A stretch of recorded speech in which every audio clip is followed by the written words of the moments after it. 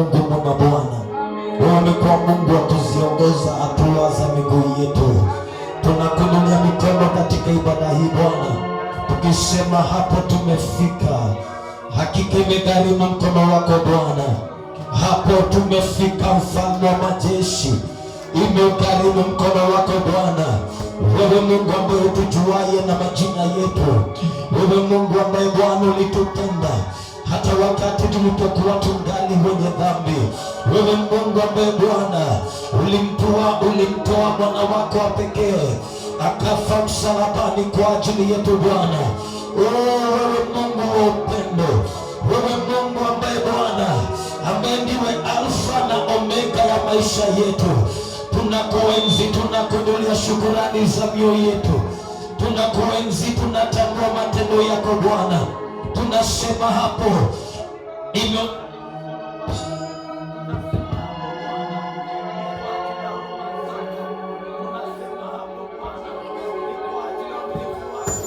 tunasema hapo Bwana, ni kwa ajili umekuwa mwema. Nipate mtu anyoshe mkono na ingie tu mbele za Bwana na mwambie Bwana, ni wewe Adonai, ni wewe mfariji mwema, ni wewe ngao ya maisha yangu, ni wewe tegemeo la maisha yangu, ni wewe tegemeo la maisha yangu, ni wewe mwamba usiotingisika, ni wewe mwamba ulio imara. All the other grounds, they are just but sinking grounds, but Lord, you are my solid foundation. You are the rock on which I stand. Wewe ni mwamba ulio imara, kwako sitatingisika, kwako sitatingisika Bwana. Umeuweka mguu wangu katika juu ya mwamba Baba, usikubali mguu wangu kasogezwa. Ushekarabakandarababozaya, nilinua macho yangu juu ya milima. Msaada wangu watoka wapi? Msaada wangu ni kwako Bwana. Msaada wangu ni kwako Bwana. Wewe umenisaidia, wewe umevipigana vita. Oh my God, vya hatima yangu wewe umehifadhi maisha yangu. Shekarabakandarababozaya, I give you praise, I give you worship, I give you honor, I give you adoration.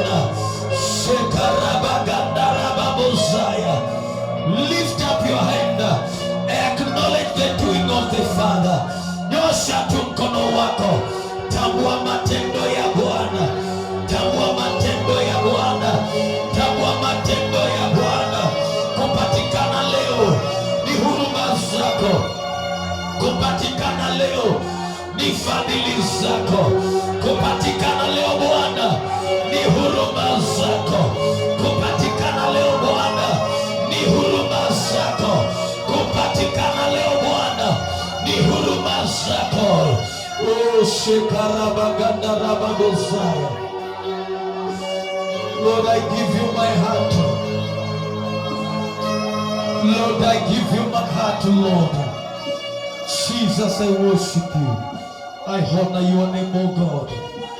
In the name of Jesus, I pray and believe. Amen. We can give Jesus a good hand clap. Ninajua tunaweza peana zaidi ya hiyo. Tunaweza fanya zaidi ya hiyo katika jina la Yesu Kristo. Amen. Welcome to our seats in the name of Jesus. Bisha jirani yako kwenye kiti. Amen. Glory to Jesus. Thank you, Father. Thank you, Jesus. Amen and amen. Hallelujah.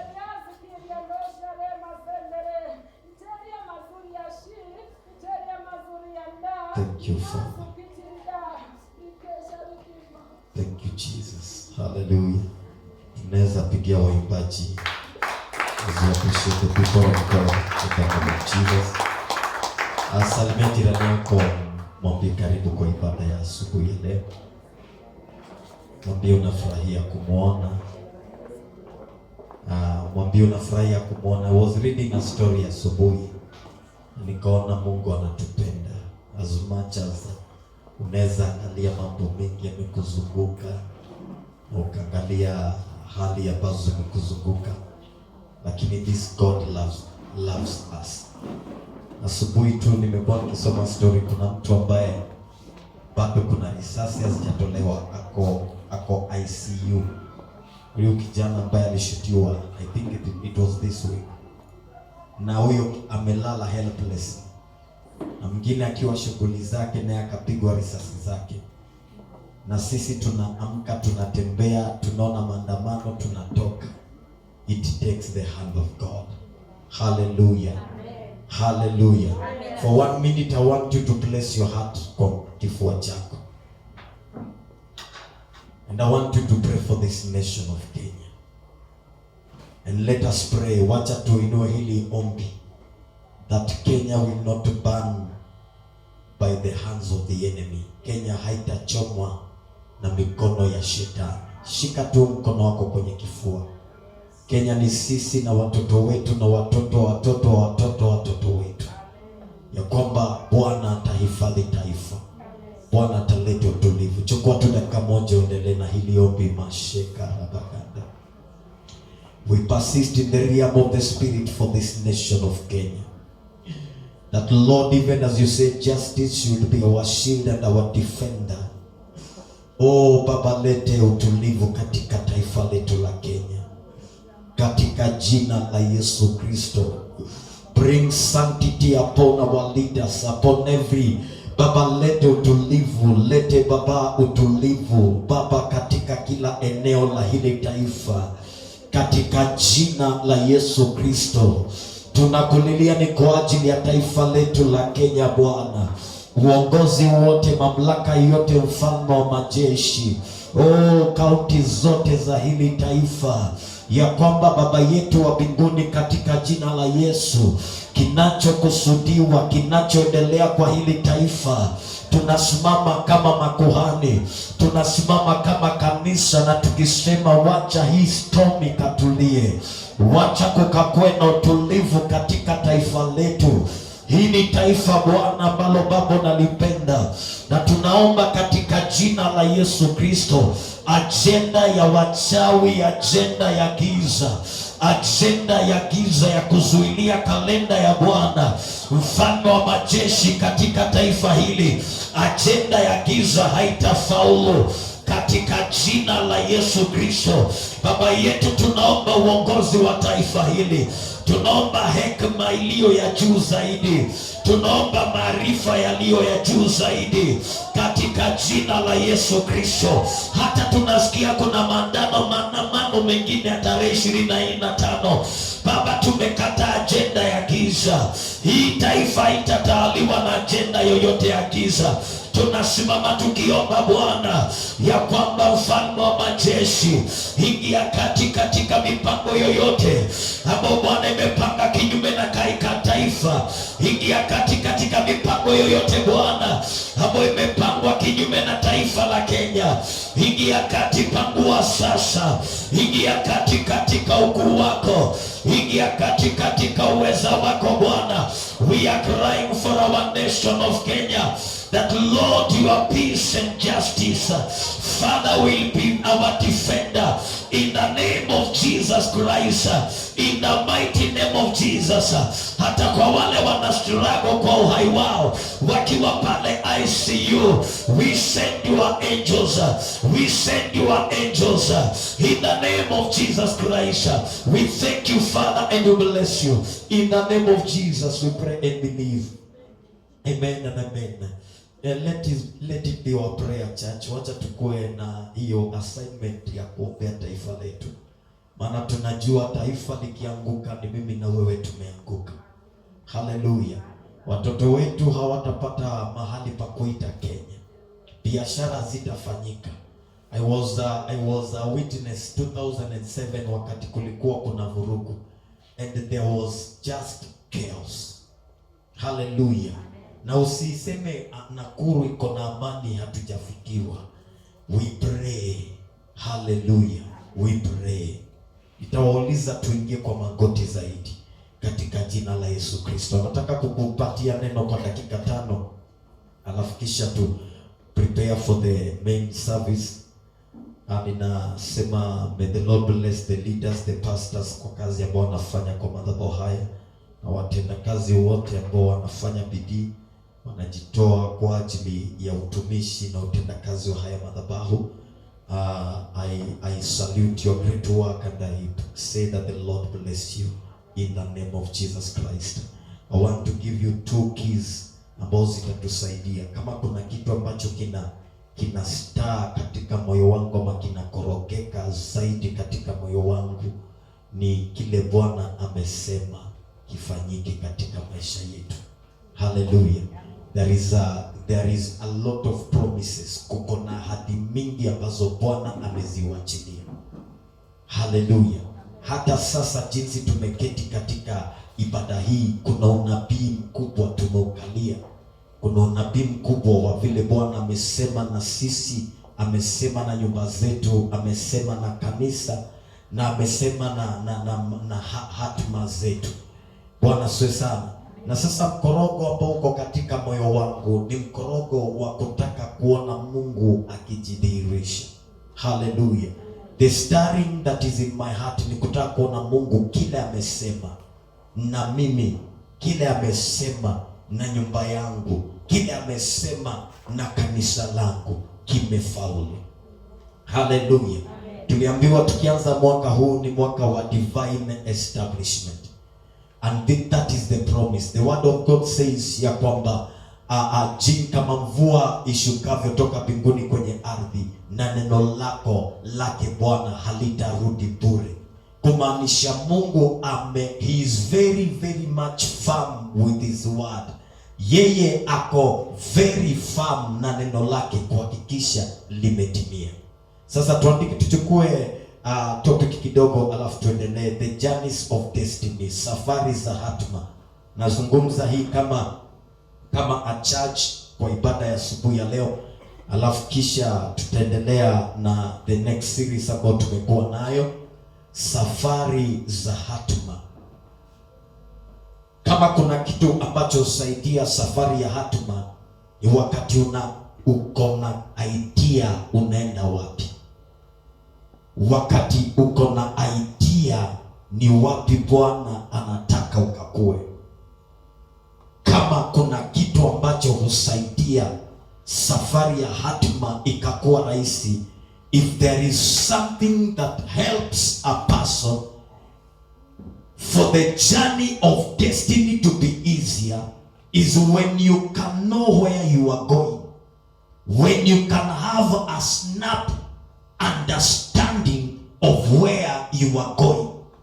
Na ninataka kukutangazia ya kwamba the issues that are surrounding your life now, mambo ambayo yanakaa yanayazunguka maisha yako sasa, iwe ni mambo mazuri ama iwe ni mambo mabaya, iwe ni mambo ambayo yanakaa kudhoofisha imani yako, all of them, they are a direction of your journey to destiny. Whatsoever that is happening in your life now, however it is good, pleasant, or however it is pain with a lot of bitterness, inakupatia safari yako ya hatima. Number 2, nothing just happens. Saidia niyo keyboard. Nothing just happens. Hakuna chochote kinafanyika tu kifanyike. Yeyote ambaye Bwana amekupatia katika maisha, yeyote Bwana amekusudia ukaukamanike na yeye katika maisha, yeyote Bwana amekusudia ukatembee na yeye katika safari fulani ya maisha yako, huyo anaweza kuwa ni one of the people wa kukusaidia katika safari yako ya hatima.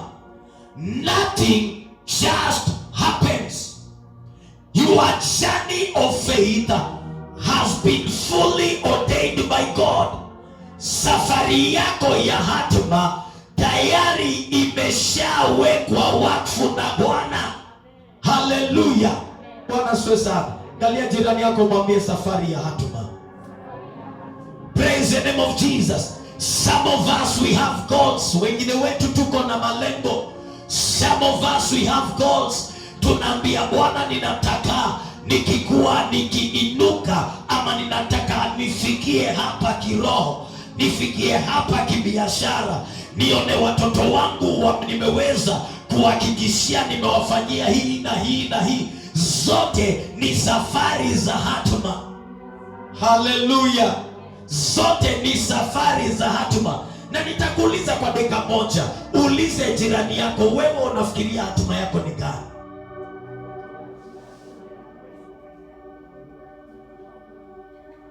Wewe uliza tu jirani yako, muulize, wewe safari yako ya hatima unaona ni gani?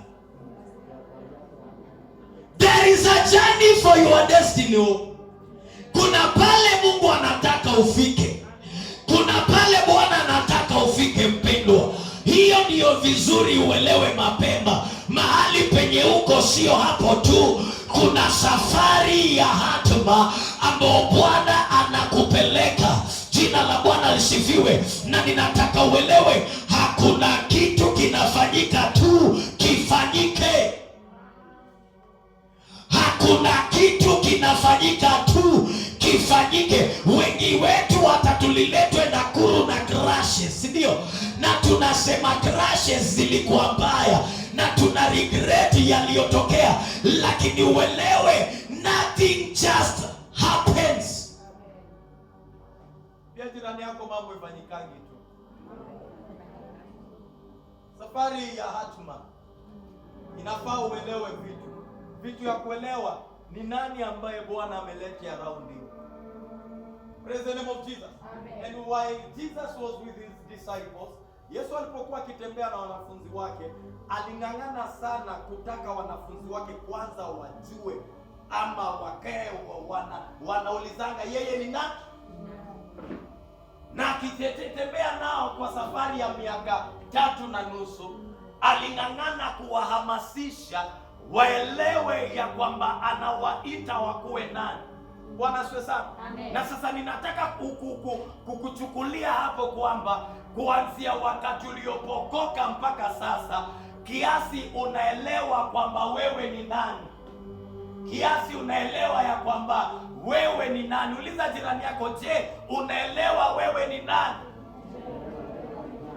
Usikubali kuishi maisha fwa. Haleluya. Bwana asifiwe sana. Kabla pastor akueleze wewe ni nani, lazima uangalie watu wanaokuzunguka wanasemanga wewe ni nani. Bwana asifiwe sana. Na kama hautembei na watu hawasemi ama hawajui wewe ni nani, either you are in the wrong company. Bwana asifiwe sana. Haleluya. You must have an awareness to know who are you. Jina la Bwana asifiwe. And the things that are surrounding you, they are a catalyst to the journey of your destiny. Vitu zinakuzunguka zinakuwa ni msukumo wa safari yako ya hatima. Kila ambacho wewe unafanya ni unajua yote ambayo yanakuzunguka, lakini kwa hayo yote ambayo yanakuzunguka, what are you doing? What are you doing? Jina la Bwana asifiwe. I will give you a story. Tawapatia story ya mtu mmoja ambaye alikuwa anaitwa Sauli. 2 Samuel chapter 9. Mtu mmoja ambaye alikuwa anaitwa Sauli. Sauli, kumekuwa na conversation katika Mungu na nabii Samuel. Katikati ya Mungu na nabii Samuel. Utaenda kuisoma because I don't have enough time for this morning. Sasa wakiwa na hiyo conversation, Mungu anaambia Samueli, hawa wamenikataa. Mpango wangu haukuwa nichagulie Israeli mfalme. Mimi mpango wangu ulikuwa nikuwe mfalme wa Israeli. Nasikia Bwana asifiwe sana. Amen. Na Mungu akiendelea kuwa na hayo mazungumzo na Samueli, anang'ang'ana kuwahamasisha wana wa Israeli kwamba Mungu wao ndiye atakuwa mfalme wao, lakini wana wa Israeli wanapush mpaka ikafika wakati Bwana amekusudia kuwapatia wana wa Israeli mfalme. Jina la Bwana sifiwe. Sasa 2 Samuel chapter 9 anatuanzisha ya kwamba Saul anakuwa introduced, na akikuwa introduced anaonyeshwa akizitafuta punda za baba yake. Bwana asifiwe sana. Sasa Saul yeye ako kwa biashara ya kutafuta punda za baba yake.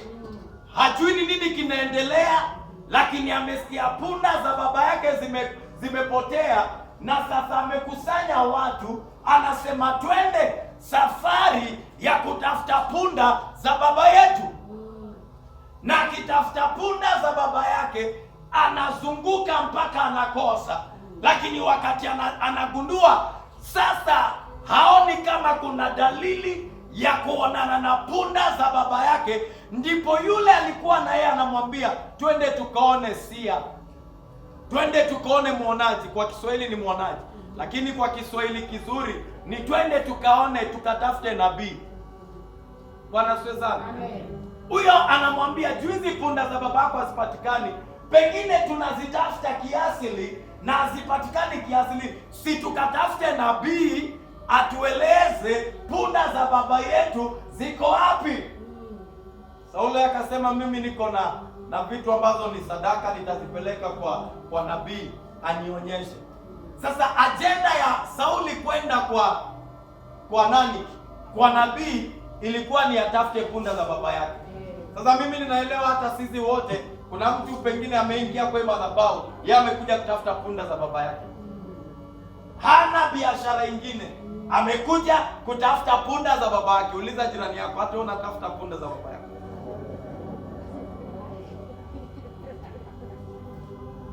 And understand that a need can draw you closer to God.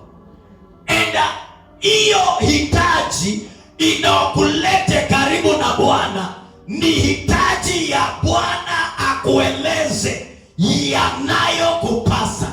Amen. Hiyo hitaji unasikia na kusukuma. Hiyo hitaji unasikia ni kama inafanya usikie ni kama au uendelee, usikie ni kama maisha, haja ya maisha iendelee. Hiyo mambo ambayo inakuzunguka inafanya ni kama unasikia misioni haja ya kuokoka. Maybe that need inafanya uelewe kwamba si pundo natafuta. Sasa ambia jirani yako, wewe ujue si pundo natafuta za baba.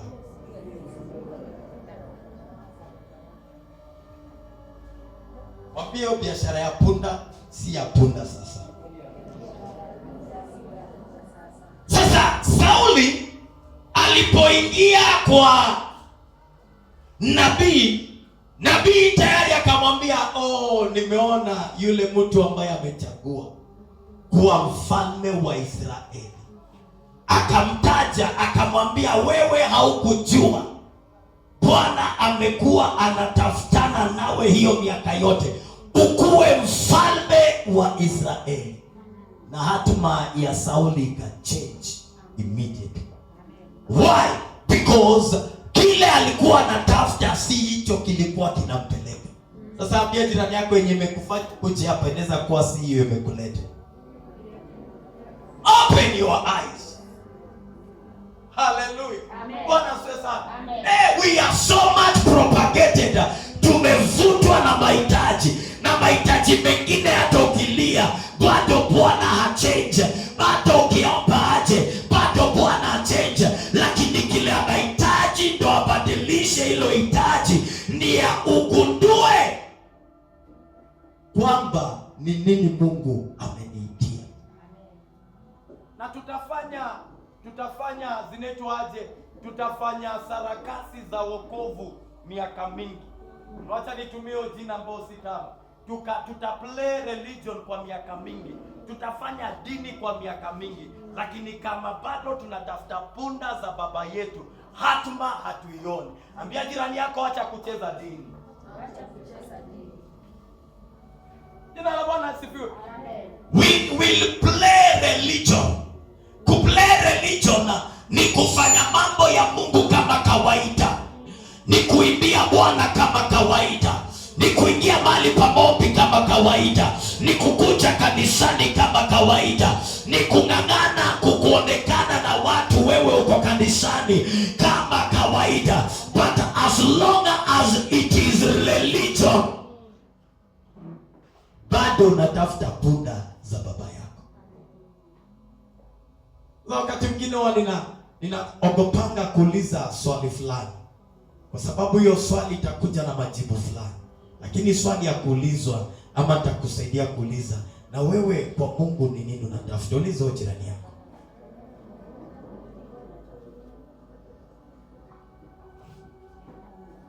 Ukiwa umekaa na kijana anasema Mungu akinipea tu bibi smart, bas.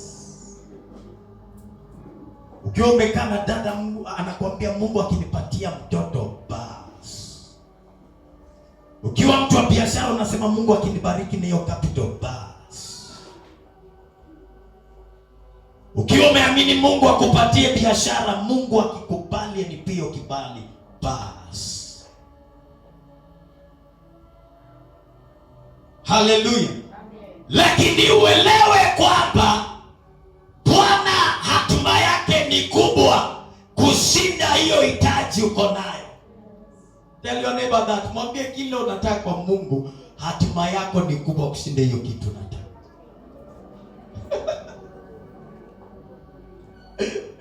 Hiyo unataka kwa Bwana sio hawezi kukupea pasta, anaweza kukupea, lakini hatima yako na yeye ni kubwa kushinda hiyo hitaji. Si ati punda za baba ya Sauli zilikuwa hazijulikani ziko wapi, lakini Bwana alisababisha zipotee ndo ashike Sauli. Sasa ni nini Bwana amehakikisha ipotee ndo akushike? Tuhubiri vizuri. Ni nini Mungu ameishika? Uliza jirani yako, unaona kuna nini Mungu ameishika ama ameipoteza?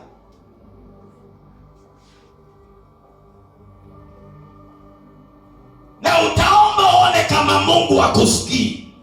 Utaomba uone ni kama Mungu ako mbali. Utaomba uone kama Mungu ni kama kuna watu wanapendelea na watu wapendelee. Lakini kile Mungu anafanya na wewe, he's trying to draw your attention. Akuonyeshe tu, hebu jaribu kugeuka hapa. Na watu lazima Mungu draw attention. It's called the journeys of destiny. Safari za hatima. And if there is something nimekuwa nalilia Mungu sana na sana na sana, ya kwamba moyo wangu ukuwe na urahisi wa kuyaelewa mapenzi yake, isikuwe kuna kitu watapoteza. Nikifikiria ninatafuta hicho kitu, nikutane na yeye. Amen. Yeah, it's true. Because Mungu akikwambia mambo sasa, wewe uko tu kwa bike, natumia example ya uko kwa baiskeli tu. Uko kwa baiskeli wiki mzima, sasa ni aje? Wewe uko busy kwa baiskeli. Unajua anatoboa bike, anahakikisha 3 consecutive times hiyo bike imetoboka. Uketi chini ulize Mungu, kwani ni nini nilifanya? Wakati umeketi chini ndio anakwambia ni A, B, C, D. Don't be too busy till God will look for your attention with strength and force.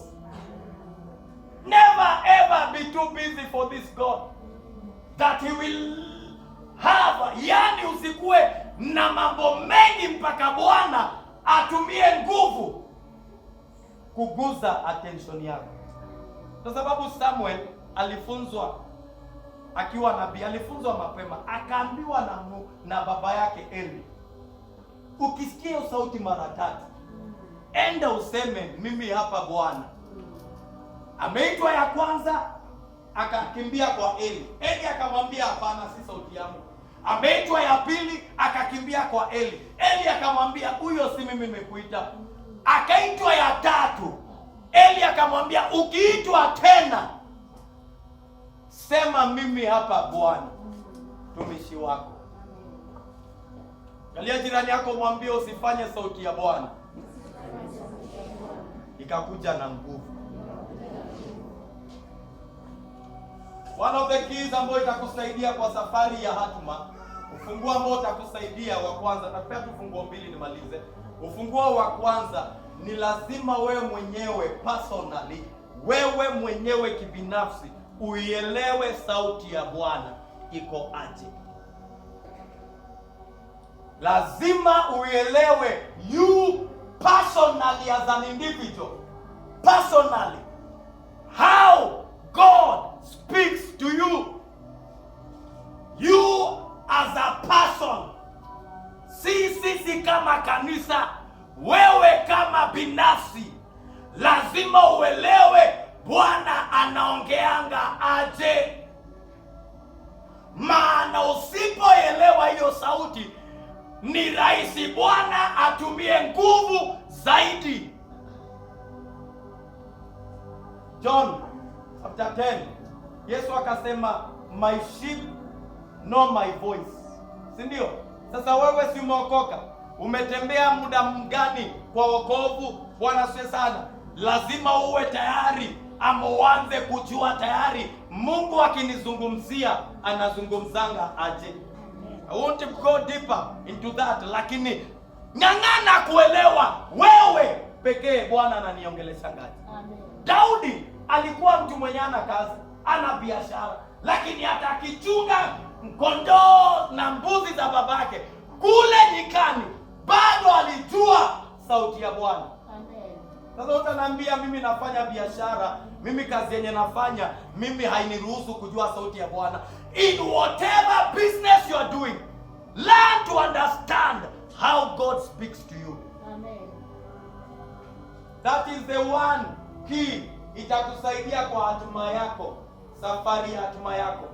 Hata sasa unapoelewe Mungu anasema nini nawe. Hata vile tuko mwezi wa 6, tunaelekea mwezi wa 7, just 1 week. Lazima uelewe kwa kalenda ya Mungu, Mungu anasema nini. Na ukiona hata bado hujafika kuelewa sauti ya Bwana vizuri, jua hatima yako Bwana anahitaji kuisaidia.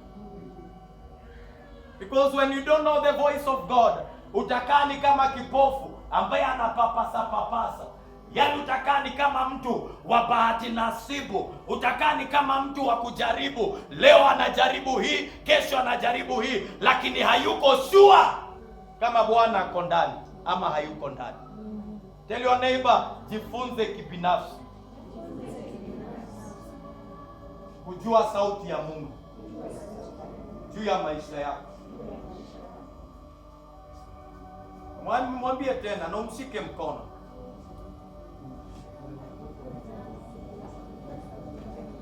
Mwambie pastor anasema. Na kama unaweza muongelesha na ile lugha ya home.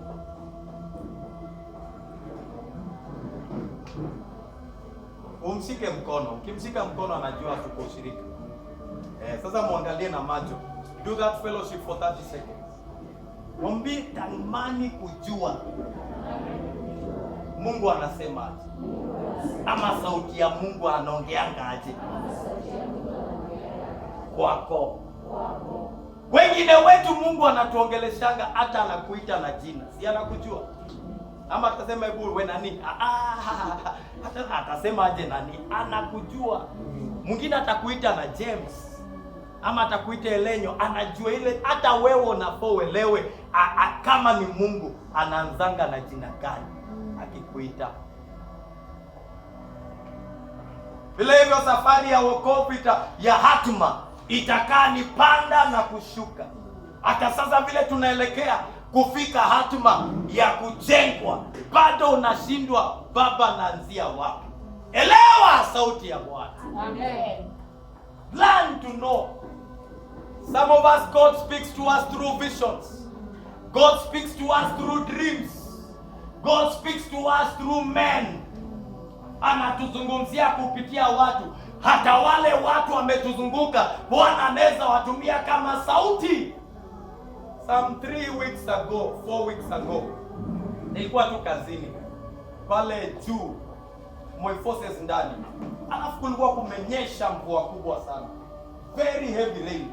Na kulikuwa kunanyesha, tulikuwa tunatoa mizigo tukiingiza kwa nyumba ya customer. Lakini kando kulikuwa kuna shamba.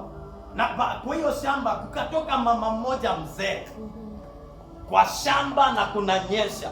Hiyo kitu ilinishangaza mpaka leo. Mpaka leo ninakaa nikiwaza, huyo ni nani alikuwa huyo mama alikuwa ametoka wapi? Mama mmoja mzee na alikuwa tu ameshika kiondoo, ishara ya kuwa ametoka shambani. Lakini macho yangu tayari yakadiscern, huyu si mama ametoka shamba. Kwa hii shamba na mahali penye nyumba zimejengwa hivi, huyu mama ametokea wapi? Akakuja na nikakuwa wa kwanza kumsalimia. Mbia, mama, habari yako? Akanijibu tu, lakini hakuniangalia. Alienda akiendelea, lakini akanambia hii yote ni ya Mungu. Hii yote ni ya Mungu. Sikumuuliza kuhusu mvua, sikumuuliza kuhusu. Hii yote ni ya Mungu. Na akapotea. Na nikamwangalia mpaka wakati nilisema, wacha niendelee na kazi. You must discern even the people God sends in your life. Kuna mtu tu anaweza jitokeza hivi na akuja akwambie kitu na ujue huyu, hii ni sauti ya Mungu imetumwa na huyu mtu. Tell your neighbor, jifunze kuelewa. Sauti ya Mungu juu ya maisha yako.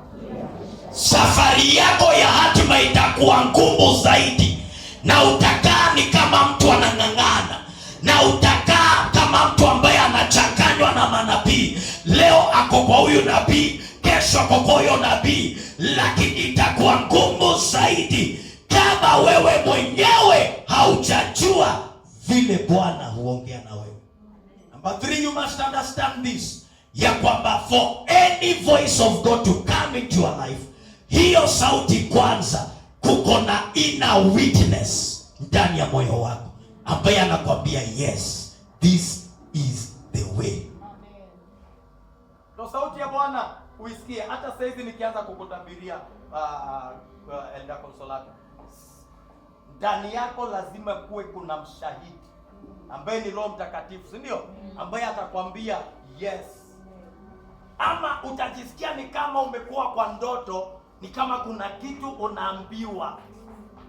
Hivyo ndivyo kuelewa sauti ya Bwana. Amen. Jina la Bwana asifiwe. Amen. For those who dream, maybe utakuta hiyo ndoto inakuja zaidi mara 3. Wakati tulipokuwa tukifunza kuhusu ndoto, there are dreams of ugali. Kuna ile ndoto unakula ugali na sukuma, unakuja unasema haki nimeota. Mimi ninajua ndoto ya ugali. Sasa waambia ni ndoto ya ugali.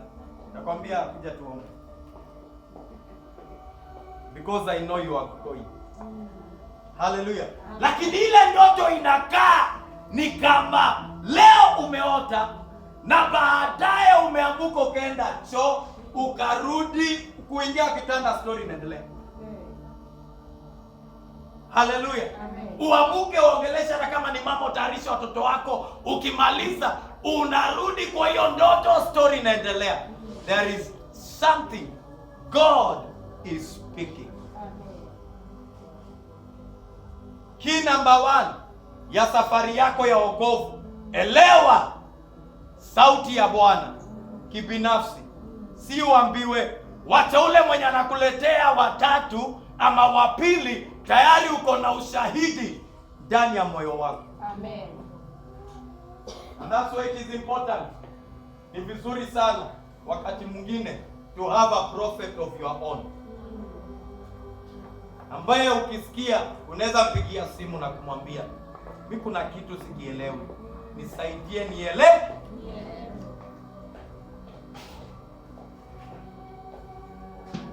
It is very very much careless. Wakati unaishi hauna mchungaji ambaye anakuangalia.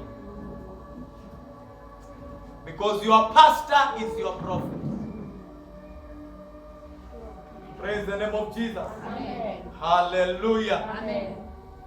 Siniwachie hapo. Muda uniruhusu. Hiyo ni topic ya siku nyingine. Safari ya hatma. Tuko na vifungo 3 zingine nitakupatia. Mimi ningependa kuona ukijengwa. Ningependa kuona ukinuka kiroho. Ningependa kuona ukifikia kile Bwana ambacho amekusudia kakifikie. Bwana asifiwe sana. Ningependa kuona ukipanda daraja kubwa za utukufu mmoja hadi mwingine. Lakini kama safari yako ya hatima iko na shida, tutakaa miaka 10 tukiambia Bwana ni mpaka lini. Lakini Bwana tayari fungua ameziwachilia, ni kuelewa hatuzielewe. Si Bwana wabariki sana. Amen.